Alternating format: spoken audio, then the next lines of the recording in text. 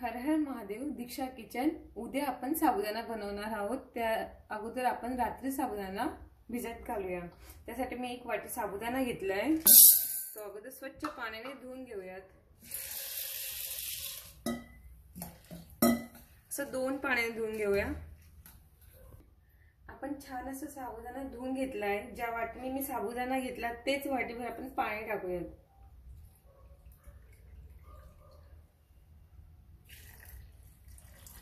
आणि मी एवढं टाकलंय. थोडंसं साबुदाण्याच्या वरती पाणी एवढं टाकायचं. आता हा रात्रभर आपण भिजत. हर हर महादेव. आपण काल रात्री साबुदाणा भिजत टाकला तर आपल्याला साबुदाण्याची खिचडी बनवायची होती, म्हणून आता ते साबुदाणा चांगलं असं भिजलेलं आहे. त्यासाठी मी त्यासाठी ज्या वाटीने साबुदाणा घेतला त्याच अर्धी वाटी मी शेंगदाणे घेतलेत आणि 3 छोटे छोटे बटाटे घेतलेत आणि 7 ते 8 मिरच्या घेतल्यात. आपण अगोदर शेंगदाणे गॅस ऑन करून भाजून घेऊयात. कढई तपली तर आपण शेंगदाणे भाजायला टाकूया. गॅस ऑन करून कढई तापून घेतली. आपण शेंगदाणे टाकूयात.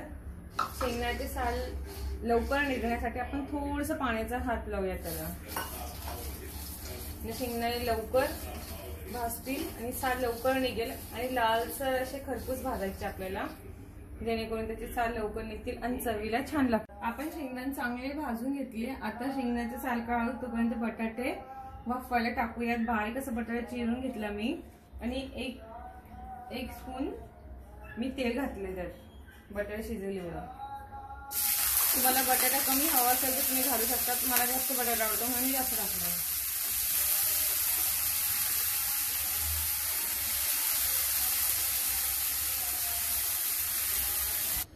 आपण बटाटा फ्राय करायला टाकला तर तो थोडासा फ्राय करून घेतला आपण. आता मिरची अशी कुरकुरीत झाली पाहिजे, त्यासाठी आपण थोडंसं तेल घालून मिरची कुरकुरीत करून घेऊ आणि त्यातच साबुदाणा ऍड करू. थोडंसं तेल घातलंय मी. जास्त तेल घातलं की साबुदाणा तेल सुटतं, म्हणून मला कमी तेलाचा आवडतो. हवं तर तुम्हाला हवं असेल तर तुम्ही जिरं घालू शकतात, पण मला जिरं आवडत नाही म्हणून मी घालत नाही. कुरकुरीत असं हिरवी मिरची होऊ देऊ आपण.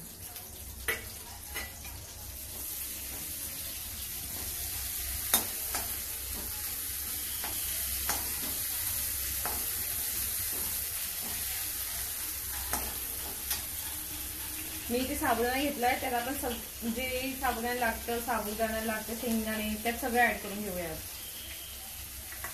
आटा फ्राय केलेले बटाटे,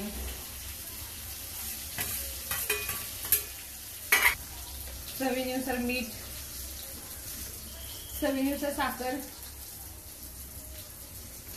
थोडी घातली. चव छान येते साखरेने आणि चवीनुसार मीठ पण घातलं.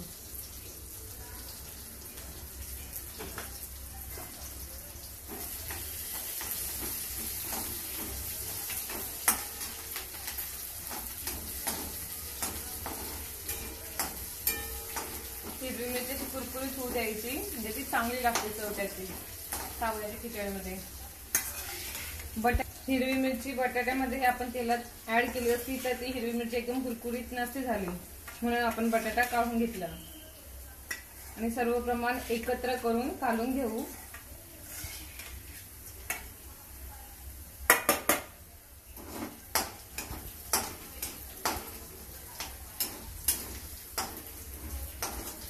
तेल कमी घातलं मी. वरतून साबुदाणा झाल्यावर थोडंसं आपण तूप घालू साजूक.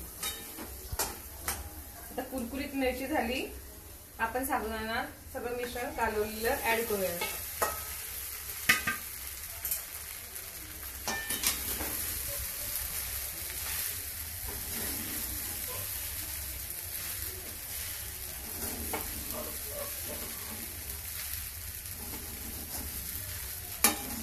आपण असं हलवून घेतल्यावर आपण त्यावर थोडंसं वाफवायला झाकण ठेवूया. साबुदाणा बारीक आचेवर 7 मिनिटांवरच ठेवू बारीक गॅसवर. 5 ते 7 मिनिट झाले. आपण आता साबुदाणा बघूया.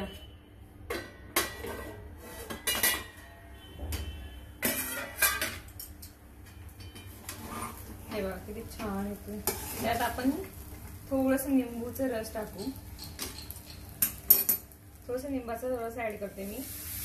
थोडंसं हलवून घेऊ आणि तो मोकळा येईल दिसेल.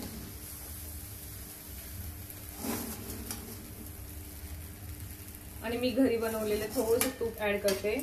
मी तेल कमी घातलं होतं, तुम्हाला हवं तर तुम्ही घालू शकता.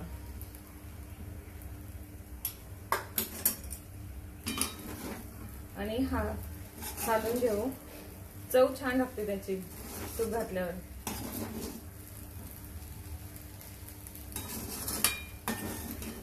बघा किती मोकळा दिसतोय. आपला झाला साबुदाणा रेडी. आपला साबुदाणा आता रेडी झालाय. तुम्ही करून बघा, खाऊन बघा आणि कमेंट करा.